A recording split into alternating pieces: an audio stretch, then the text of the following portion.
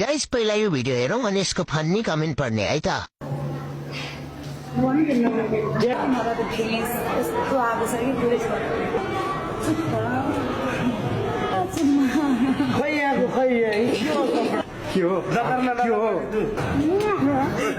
रुको जरा सबर करो।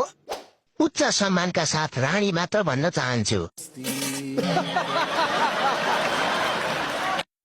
के नानी हो तिमीहरू दुईजना मिलेर बरु बुलु फिल्म बनाऊ, सबैले राम्ररी हेर्छन्। क्यामेराको अगाडि त यस्तो गर्छन्, झन् एक्लै भएको बेलामा कस्तो गर्छन् होला बराई। माग चिक्ने भालुलाई बर्दिया राष्ट्रिय निकुञ्जमा लगेर छोड्नु पर्ने। म त केही बोल्दिन, आफन्तले देख्यो भने छाडा बोल्यो भन्छन्। उच्च सम्मानका साथ बेस्या मात्रै भन्छु।